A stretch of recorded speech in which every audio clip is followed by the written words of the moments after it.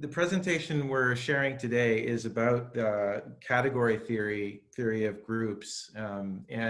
Certainly this is not quite on the level of, the devices, the structural differential, which are, the virtue of them is that even young children can learn about them.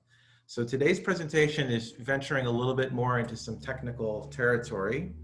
Korzybski's interest in the theories of aggregates and groups really stands out to me.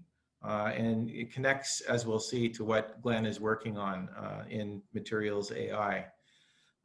This theory, Korzybski says, the theory of aggregates and groups, quote, allows us to formulate in a crisp form the general psychological process and also show the mechanism by which all languages have been built. And Korzybski cites G.Y. Reynick, who writes that the theory of groups, which is being applied to physics, is not just one of many mathematical theories. Its application is of a far more fundamental nature. So the example that I'm talking about today of this category of mathematical science, that is category theory, which is of great similarity, I think, to the formulations of general semantics, can be found in some recent work by Robert Kent and David Spivak in their notion of the olog, or the ontology log.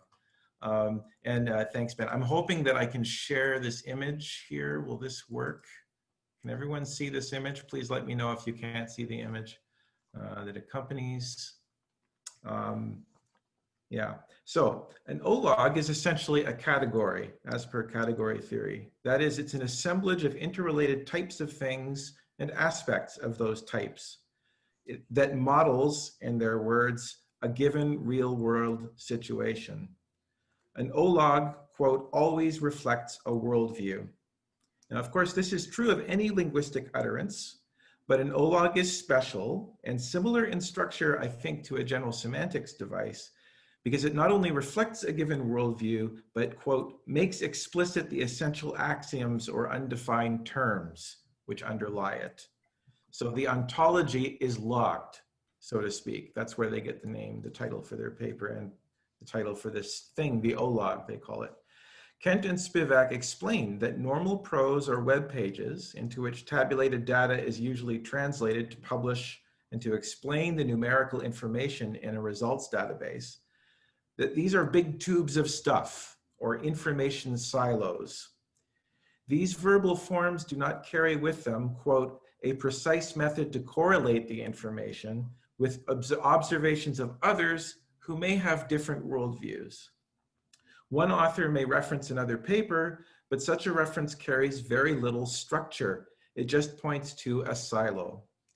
The verbal statements and explanations, in other words, presume without making explicit the categorical structure, or we could say the schema of the database, which is usually presumed to be identical to what is going on or to be symmetrically reflected there.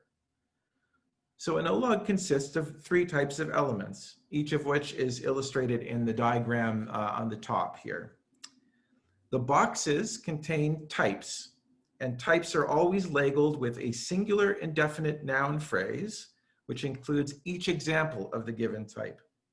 The box containing a person in the olog represents each example of what is called a person. This is very close, by the way, to the index device in general semantics, but we'll see it's also a bit different.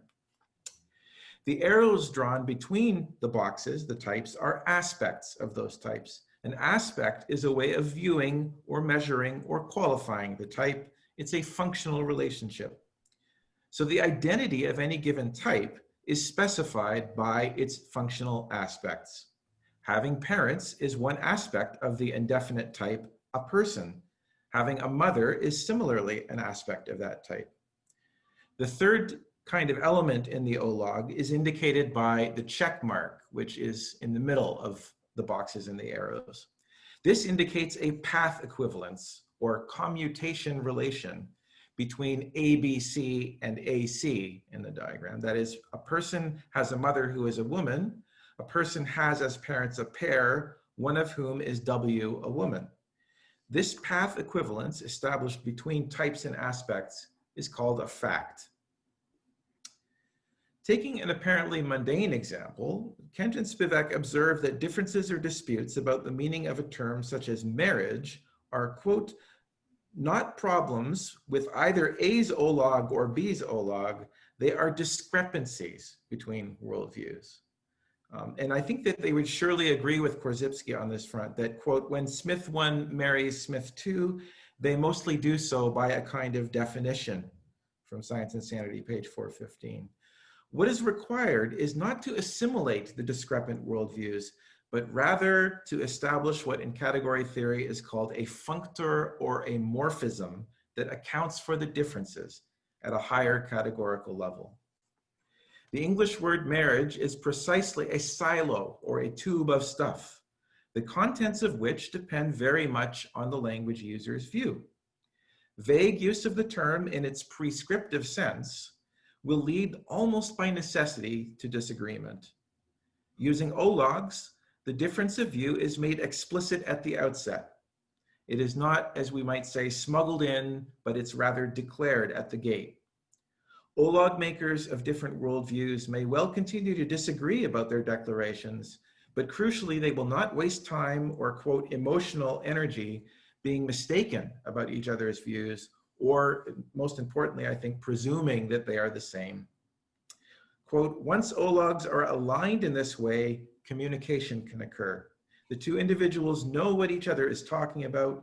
Once individuals understand each other in a certain domain, be it social, mathematical, etc., they can communicate their views about it. As Kent and Spivak observe, while person B might employ the olog to categorize marriage, person A might take the position that some marriages involve two men or two women, and see, therefore, person B's olog as wrong. They use the General Semantics quotes device, in fact, whether they know it or not here, because they put wrong in quotes. The effect is that wrong here means not untrue or false to facts, but more modestly, not congruent with my olog. Each investigator of a given set of empirical happenings begins with their own olog of the information, reflecting their unique view of what is going on. For any given group of researchers, functors and morphisms can then be constructed to join ologs, which might be discrepant in certain ways, and then a common core or ground can be discerned. Such a common ground, to quote, can be expanded and improved over time. The basic idea is that one individual can attempt to explain a new idea, a type, an aspect, or a fact, to another in terms of the common ground.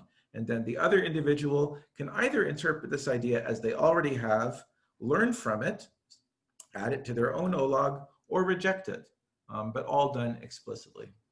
So that's a brief introduction to how the olog for me is very similar to a general semantics device. And now I'd like to throw it over to Glenn just to say a few words about how he's bringing category thinking into materials AI and materials engineering.